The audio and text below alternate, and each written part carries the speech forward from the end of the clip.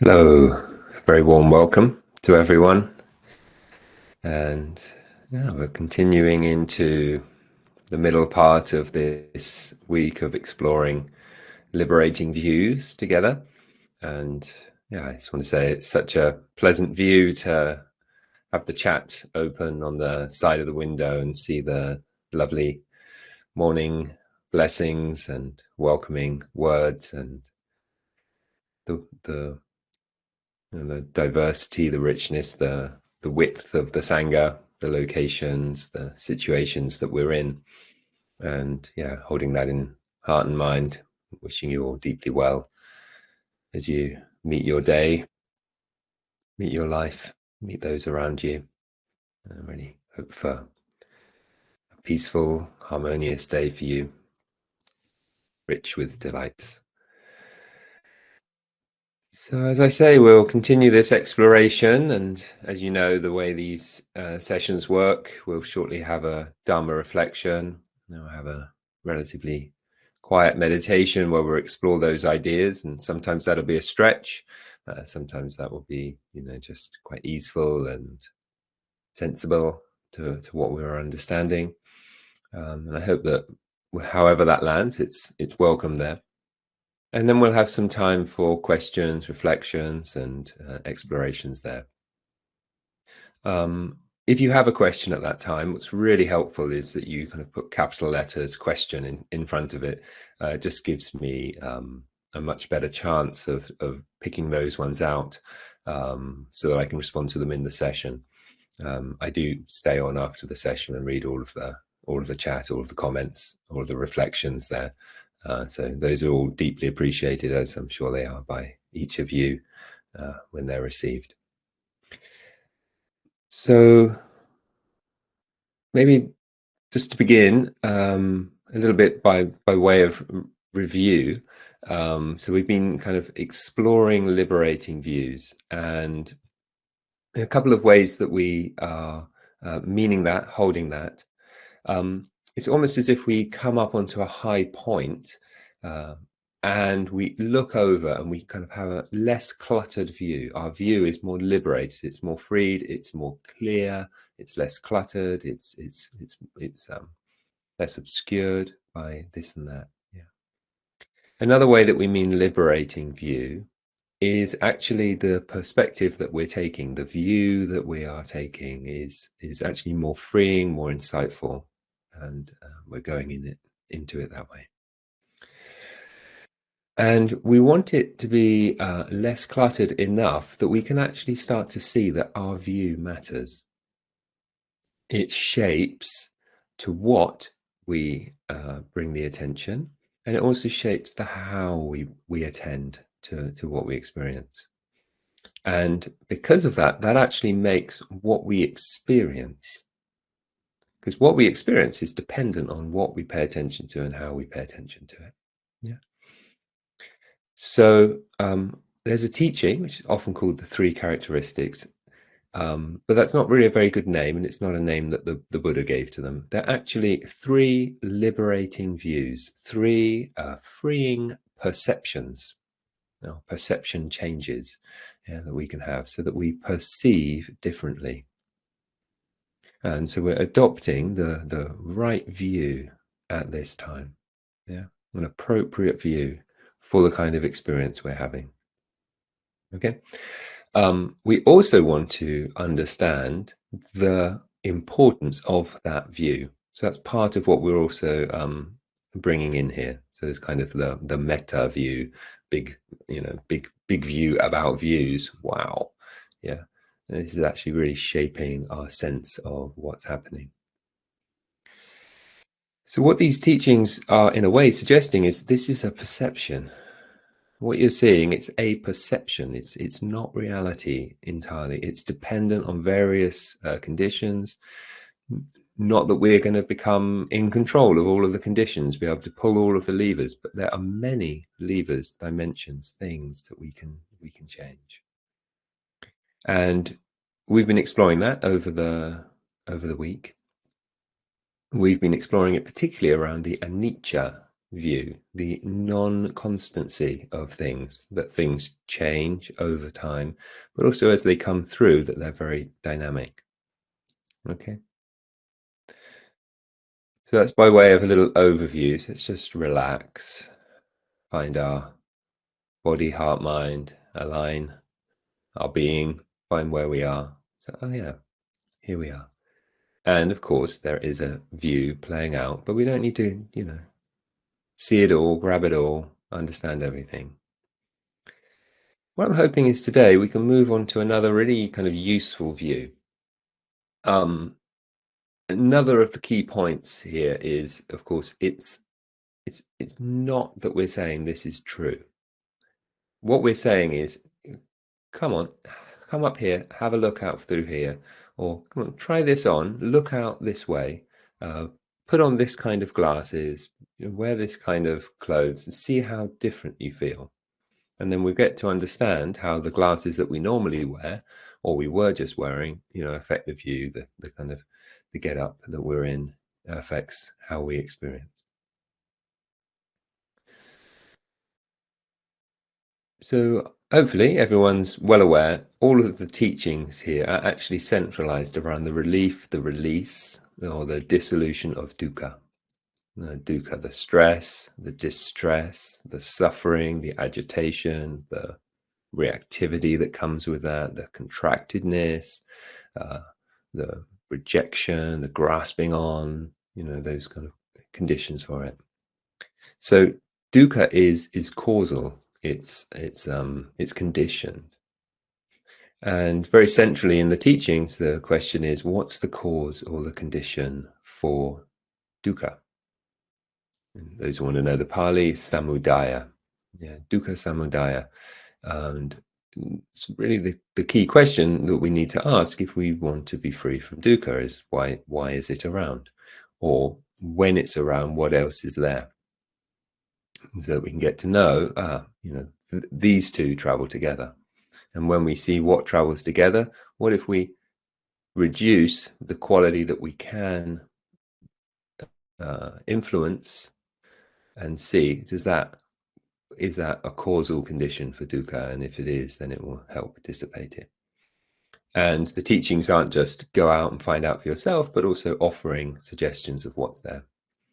The key thing is this quality called tanha. I like to call it demanding, because demanding for me is a everyday word that makes sense. Some people still call it craving, and you can go with that if that makes more sense to you. I don't tend to use the word craving in my everyday language. I do tend to use the word demand, and I know what it is and how it feels to be a demanding person on life. And I recognize that causes a lot of stress and distress and agitation to me and to others.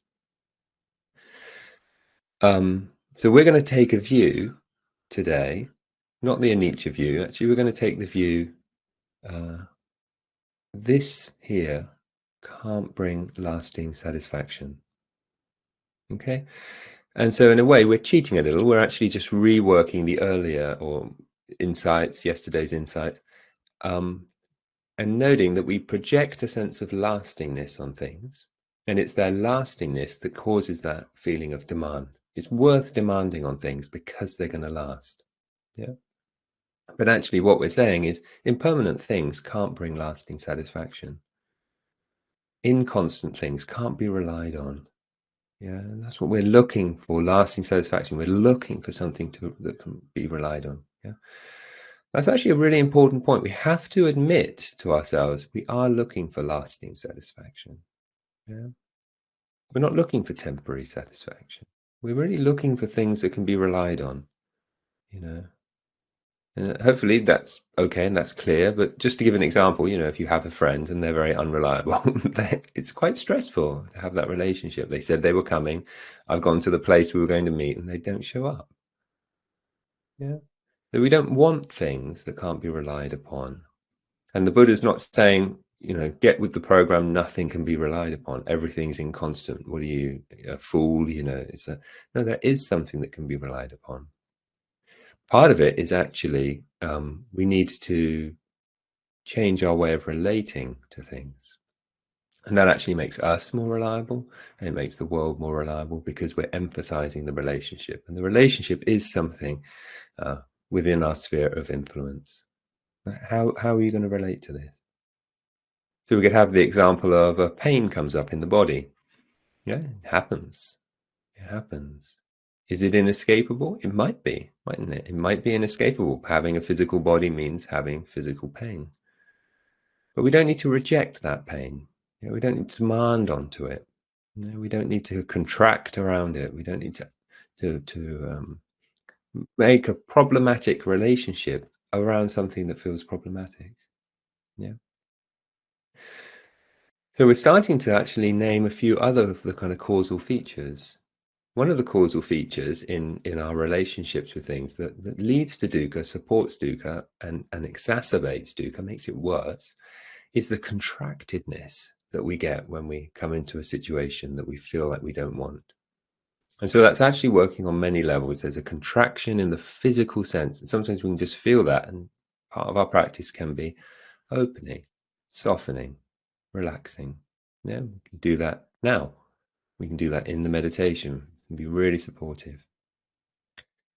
If you have a sense of the body as having kind of energy to it, and that actually becomes more revealed as we kind of soften the physical. So actually underneath of this is kind of energetic movements that correlate sometimes to muscular holding, tension there. But actually kind of have a life of their own. You can see sometimes that the energy is kind of trapped around that pain. Attention is drawn there after that, all of this, yeah. So contraction can also be seen in the energetic realm as well as the physical realm, something beneath the physical, so to say. And we can also see it in how spread and open the awareness is. Yeah. So freedom tends to correlate with expansiveness. Yeah. So, yeah, allow the contraction to move outwards there. So that's one way, and we could call that, in the realm of contraction, moving away from the dukkha experience. So when we notice there's dukkha, we can practice that as a way of relating to it. Another way that we can work is actually noticing. Well, it's the demandingness there that's causing a lot of the issue, and we could change that to allowing. Just allow this to be here. Allow it through. Allow it to relate. Allow it to move. And so this is dukkha. This is unable to bring lasting satisfaction. But it doesn't mean it has to leave. Yeah. Doesn't mean, you know, you shouldn't have come. It just means we can allow it through. Yeah. Okay. So I'm not going to try and find lasting satisfaction through this thing. And so we're actually changing the relationship, withdrawing the demanding. And as you'll know, perhaps from other places in the teachings, that brings a sense of relief, a sense of ease, and actually a kind of satisfaction. Yeah.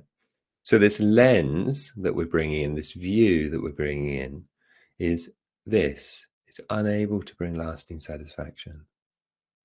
And letting that penetrate through into the view, into the sense of things, into the way we see and the way we feel, and see how that really goes deep into the possibility of opening, contraction, and allowing, maybe even welcoming in and through. Yeah, things that seem unpleasant, impossible to be with. Yeah, if we give the example of a painful sensation or an unwanted itch, yeah, scratch that off. It feels very immediately, that's a problem. I need to get rid of it. Yeah. And of course, this metaphor, this example extends beyond that field. Yeah, it can extend to people, to beings, to things. But what actually makes that temperature, that vibration painful or impossible to bear? Yeah, dukkha, hard to bear experiences. How would it be if there were no resistance to it, no contraction, no rejection? And we can explore that. We can actually take as a practice form, just don't scratch the itch. I feel a bit uncomfortable, shuffle. And we do that very instinctively, even when we're practicing steadiness and stillness. So we take that on as a practice, see what happens. We can have a sense of welcoming, allowing, embracing, supporting as much as we can, all the sensations. As was reflected yesterday, we can see a kind of equality to the pleasant and the unpleasant experiences. They're all just allowed to be here, allowed to express their temperature and vibration. I'm going to drop that label, painful, pleasant, whatever. Have a sense of that. Have a sense of kindness to all. And we can also just drop in, whatever this is, it's not going to last. It can't bring the lasting satisfaction. Can't bring the reliability that deep down I feel like I'm seeking. Yeah. Last point before we go into it. These teachings do say that lasting happiness is possible. Yeah. So it's not that we're taking that view. Yeah. The Buddha actually has a wonderful saying: what, when I do it, will lead to my long-term happiness and well-being. So it's something. What, when I do it, is an action. Something I do will lead to my long-term happiness and well-being. And the key point is it's in the relationship to these things. Yeah. And hopefully we might be ready to admit we do wish to be free. And more specifically, we do wish to find lasting happiness. And that's essential for this. It's also essential to understand it's not in ordering the sensational world into fulfilling my needs. But one of the steps there is in dropping the demand. Dropping the demand. So these are Nietzsche phenomena, not to be gripped, not to be contracted in relationship, not to be rejected or unwelcome. So let's bring that in. Let's try dropping those ingredients, shaping our view through a period of practice. Yeah. Let's invite you for the first 5 minutes or so. We're just going to see if we can have an itch or a mild feeling that kind of feels like, oh, I want to get rid of that. And just see if we can watch that wave, that Nietzsche wave of it kind of escalating, and then eventually it disappears without being scratched, without being fidgeted around, without being anything more than that. And that can be the meditation, yeah, for the beginning part, if that works for you. You can also, continue working with breath and sounds and all of those kinds of things, if that's preferred. But this would be a suggestion. So this is don't scratch the itch.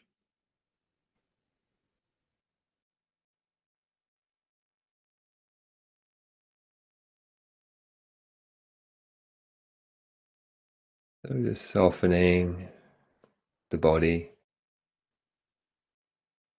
soothing through the energy, opening the awareness, and seeing if a scratch, itch, tingle, urge to swallow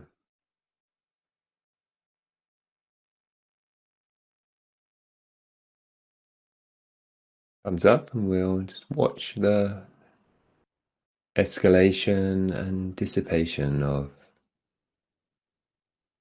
that sensation.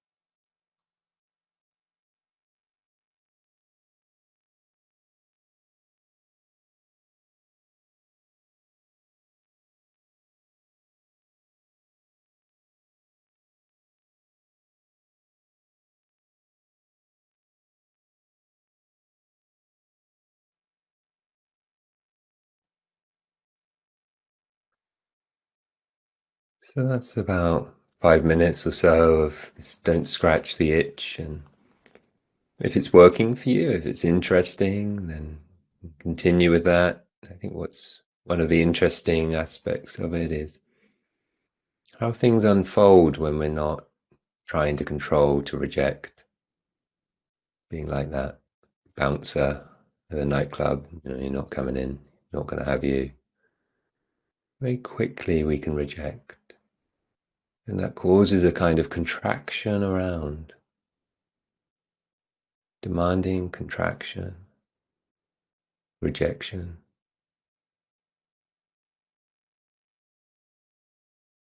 and dukkha.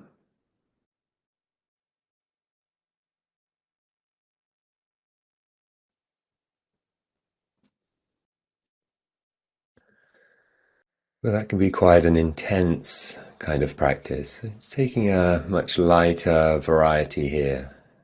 Have a sense that this being, this body, this heart is a place where everything is allowed, given space.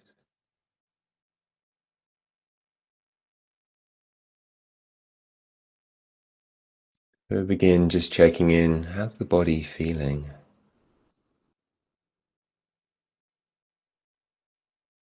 Scan through with a sense of opening, unlocking, relaxing, aligning. And you can make physical adjustments at this stage, of course. Also looking for the energetic adjustments. A lot of attention feels focused, open, include the areas around and around until we get back to the whole of the body sense.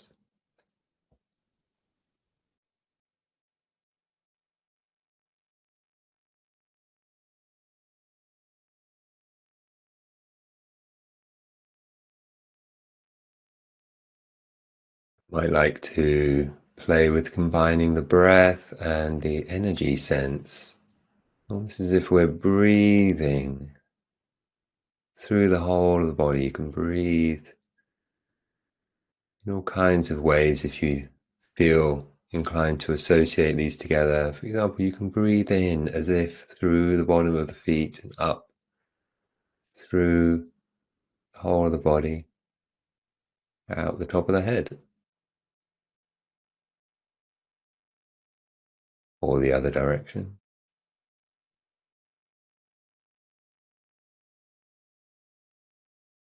Whichever way we're going about it, seeing if we can have equality to the attention through the body. And it'll be in flux, it'll be dynamic, but general sense, interested in all of the sensations, the pleasant, the unpleasant, the neither pleasant nor unpleasant.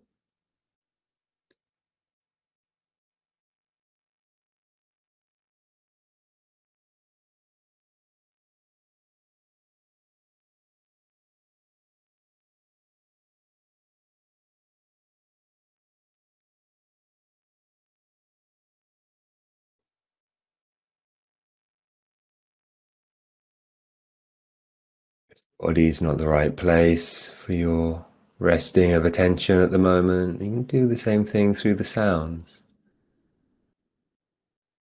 Just as the sun shines upon all of those sound makers equally, no preference. We also receive all of those sound makers, sounds and vibrations within vibration.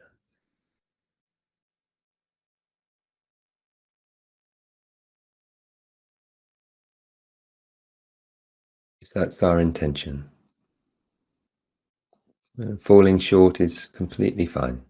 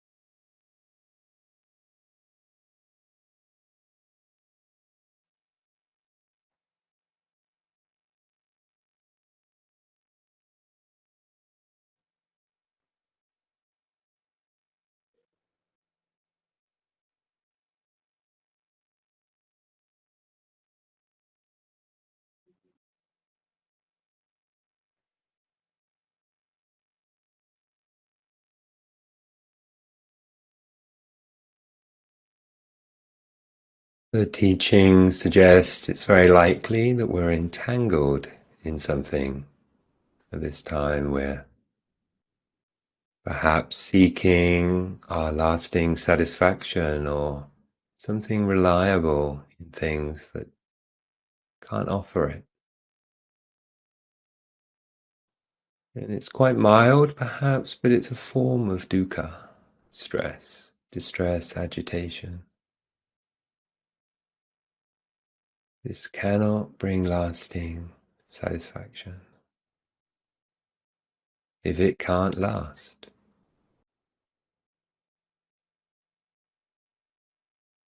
And yet, satisfaction isn't impossible. What if we soften around this? You don't need to get rid of this. That's not the problem either way. The contraction, the unwelcoming are things we can adjust.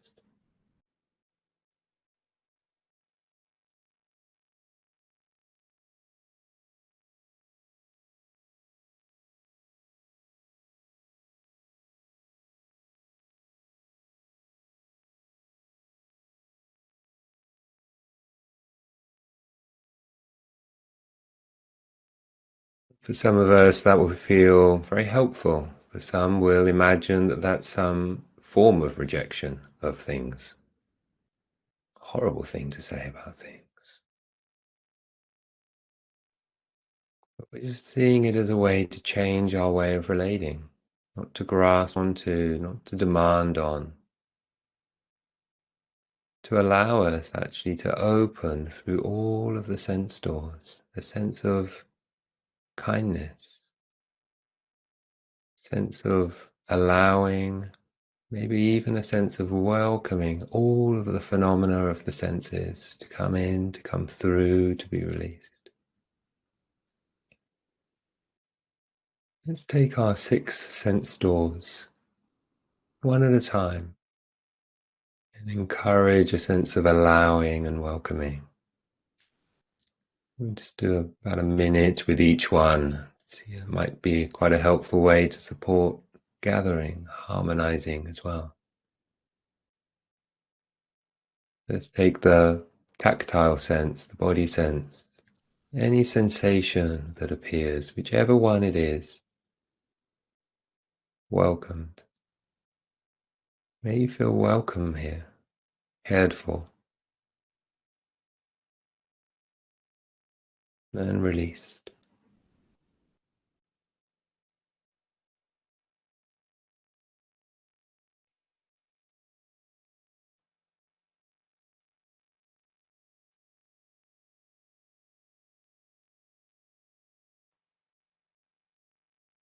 Maybe seeking out the quiet ones, not so easily noticed.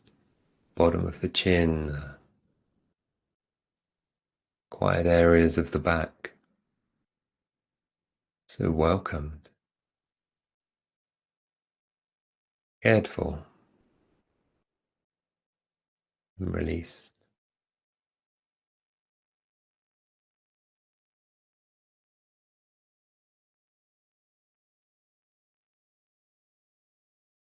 Even the painful ones.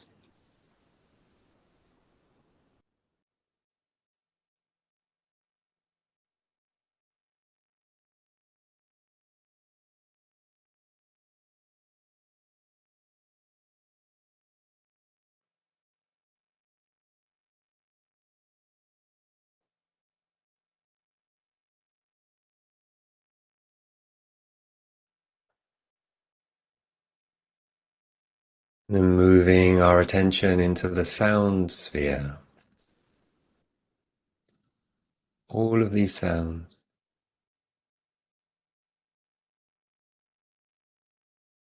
near and far, internal, external, liked and unliked, welcomed, cared for, and released.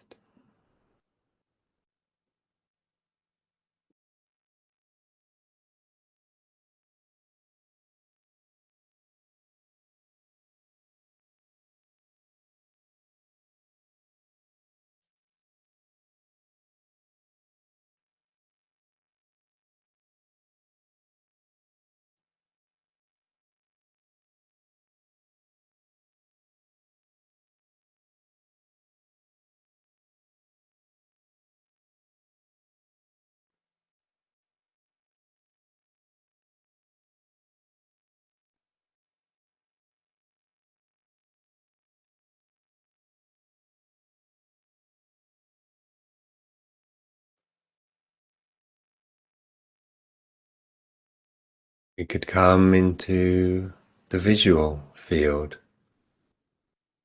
whether that's the light behind the eyes or we open the eyes to see these sights. Also welcomed, cared for, and released.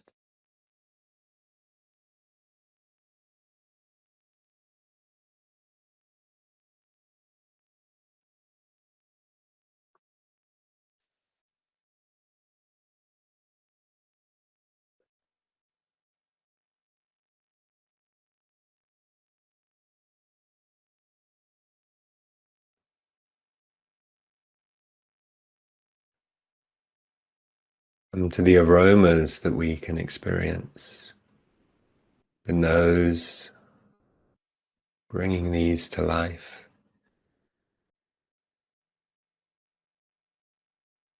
The whole workings of the nose go deep into the face, the size of the fist, olfactory bulbs and workings, revealing the aromatic world.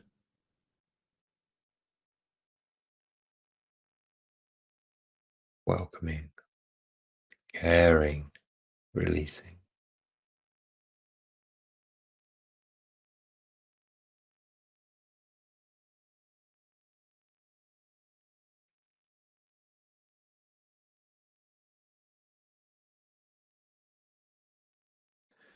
And including the flavors in the mouth and the tongue dancing into life.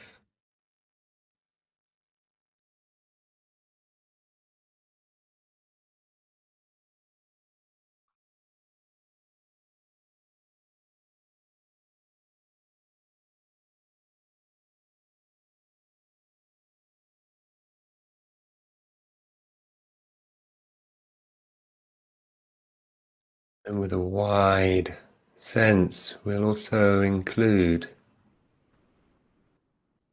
the intellect, the emotions, what's flowing through, what's firing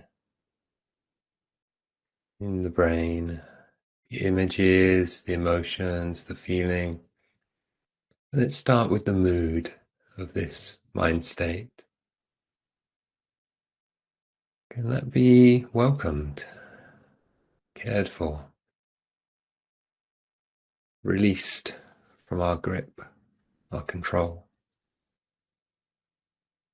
And any thought clouds that move through this vast sky.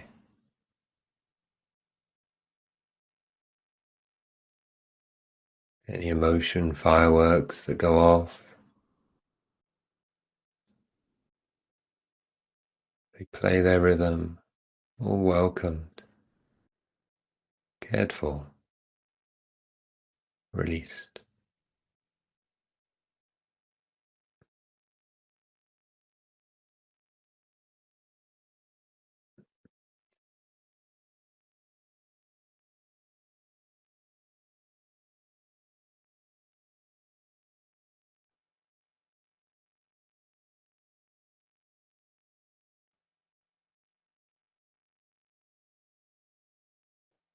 And keep breathing as an anchor in this experience if it's helpful.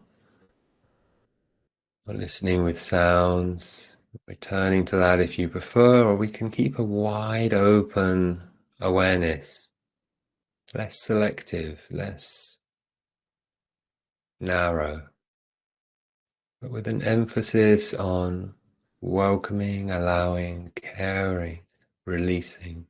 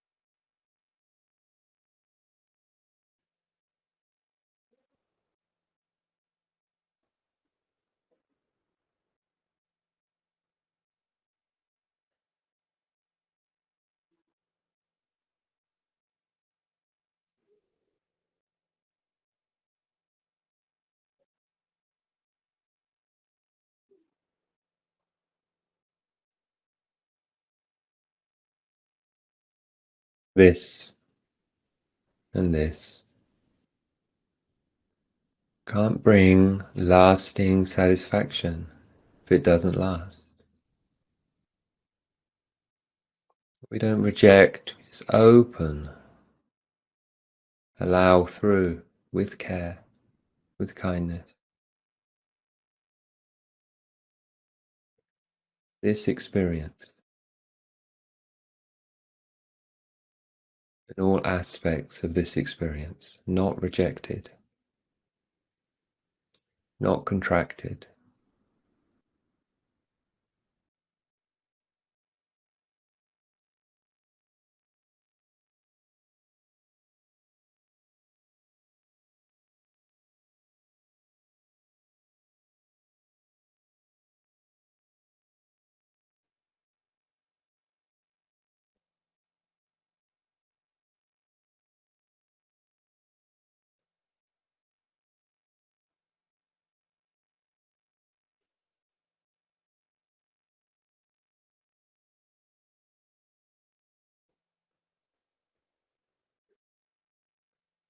Just taking a moment or two just to check again with the body, the heart, the mind,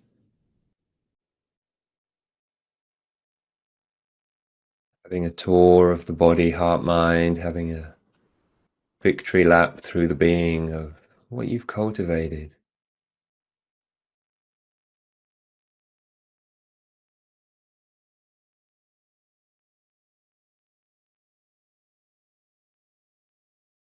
And there's something precious there, something enjoyable, having a moment to absorb it, digest it, linger with it.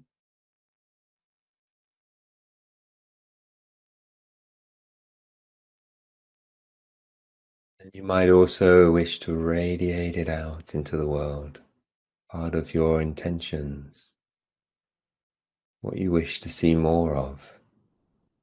Imagining it radiating out of you in this moment. So imagining it becoming skillful words and deeds through the day.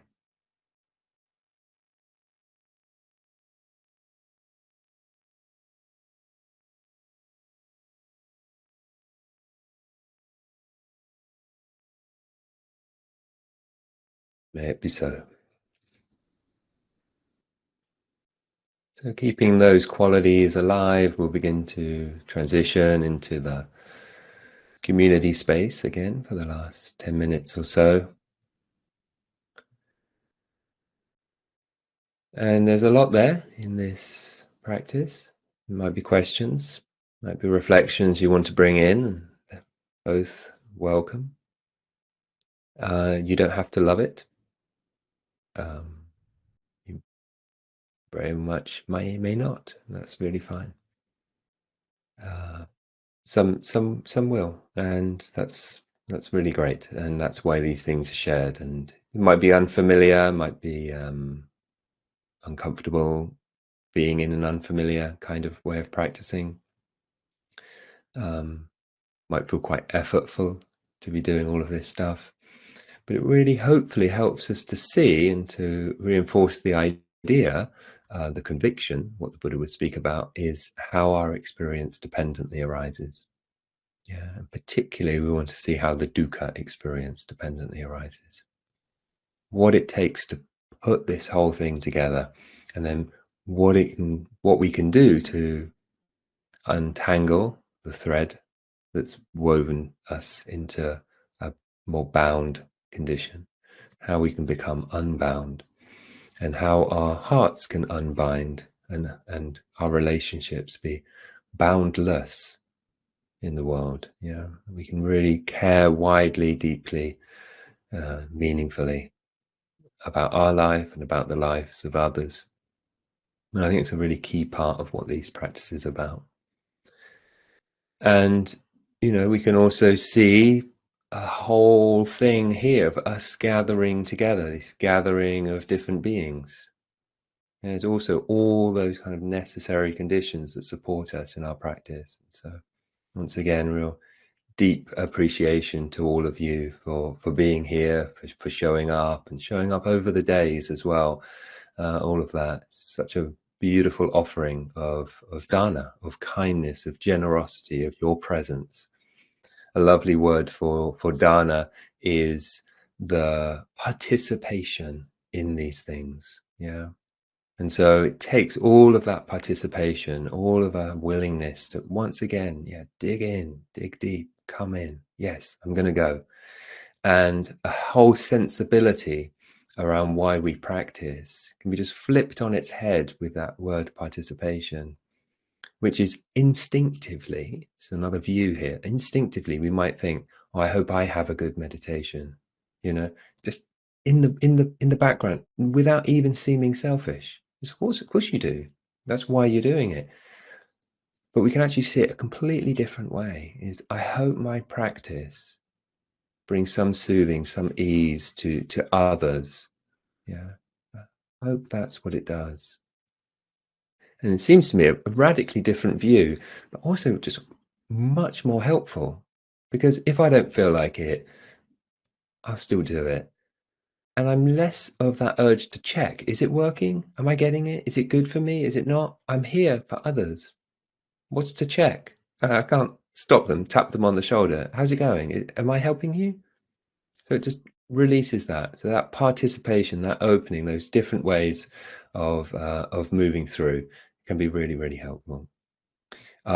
And also, while we're mentioning dana, mentioning participation, of course, that's how these whole things happen in the background. There are people having that idea. I hope this will be of benefit to others, and they're working freely, right? They're not asking us to pay anything to come here to be able to do this. So, but there are needing to give something back to them, to keep them being able to do it, to do the accounting, to do the organization, to do the website, to all of this behind the scenes at Sangha Live.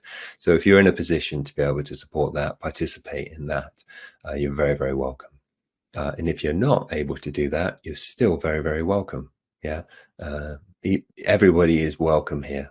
Everybody, whatever level of experience, whatever capacity of participation, whether you can just pop in for 5 minutes, you're very welcome to be here.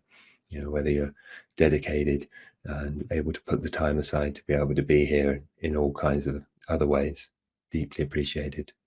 But of course, if nobody is able to give any dana, then it will dissipate until the benefactors' resources are, used up. Okay, so some questions, reflections.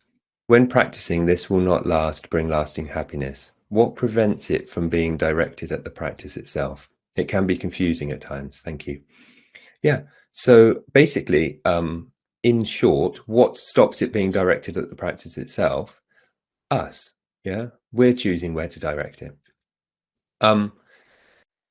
Curiously, at a certain time, it might be really helpful to direct it towards the practice or the fruits of the practice. Yeah. Because it's true. It itself is not going to last, is it? Yeah. So I'll give an example. Let's say I've got let's say I've got a pain in my leg, and I'm practicing and I'm working with that. Sidebar, hopefully I've done everything I can to not get a pain in my leg. I'm actually sitting well, I'm stabilized the body, or I'm standing in a well-balanced way, and all of that. Yeah. It's not like we don't care. We really care, and we look after the body. As if, we might come to this later, as if it's on loan to us from a dear friend, and we want to give it back in a really good condition. It's not like it's my body, you all suffer, so it's with that sensibility. But I've got this pain, and I choose to bring this lens. Is this pain going to last? No. Is getting rid of this pain going to be the last pain I ever have, and then I'll have this lasting satisfaction? No, something else will crop up. Yeah. So my way of relating to this, kind of asking in the background, what's the most skillful way of relating to this? Is it the rejection, the contraction, the agitation that I have around it? Is that adding ease? Is that bringing well-being to me, to others, to the world? No. Is it necessary? Do I need to do that when I have a pain in my leg? No, I don't.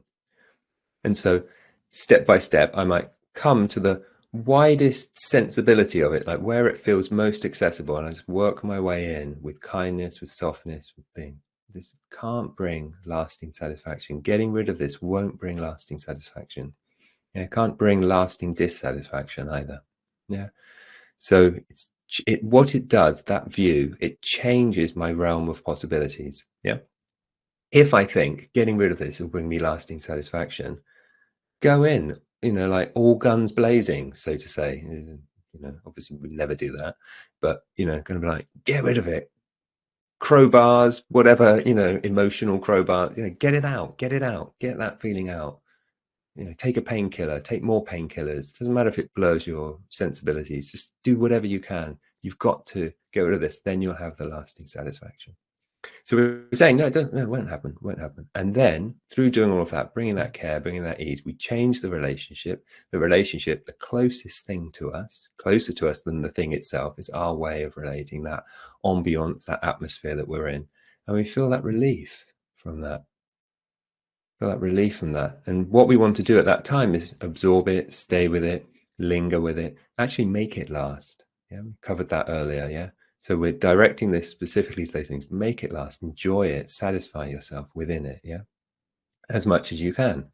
But interestingly, when you're a bit more experienced with this, you might turn towards that and say, this can't bring lasting satisfaction. This practice fruit, this well-being that I'm experiencing now, I'm also grabbing onto it. I'm also grabbing after it. I'm also trying to keep it as mine, my well-being. No, give that away. Give that away. Let it go through. And beautifully, it encourages us to do the same conditions of changing that relationship. Yeah. Changing those conditions. It's like, wow, beautiful. Now I can allow that in, allow that through, allow it to actually deepen, allow it to go to places it previously couldn't go. Amazing. So we can turn it towards the qualities of that practice. Yeah. But if we turned it towards the practice itself and said, the practice can't bring lasting satisfaction, that's not what the Buddha said. He said there is a way to lasting satisfaction, and it's through skillfully guiding the heart mind. Yeah. But the fruits themselves, maybe, yeah, at times. So it's finding that skillful balance. At times we linger in, we soak in, we absorb. Other times we radiate them out, we give them away, we play with them in all this way, but we're quite free about it. And at times, yeah, as your question implies, should we bring it to this itself, to the apparent well-being? Yeah, beautiful. Suddenly it comes alive even further. So as always, there's another step or two that we could keep going with these things, and it will just continue to go. It's an onward leading path, and I have a few more ways of expressing this to come to through this week. So I hope that you'll continue to come back and check in with this. We will be building on earlier stuff, but it's also going to be accessible to those who haven't been here and able to follow the whole way. But yeah, I really hope that you feel some of the delight in these teachings that's there for you, and they will continue to be there for you and keep on deepening. So wish you well. May these ideas carry on with you through your day and radiate as kindness this world surely needs. Okay, thank you.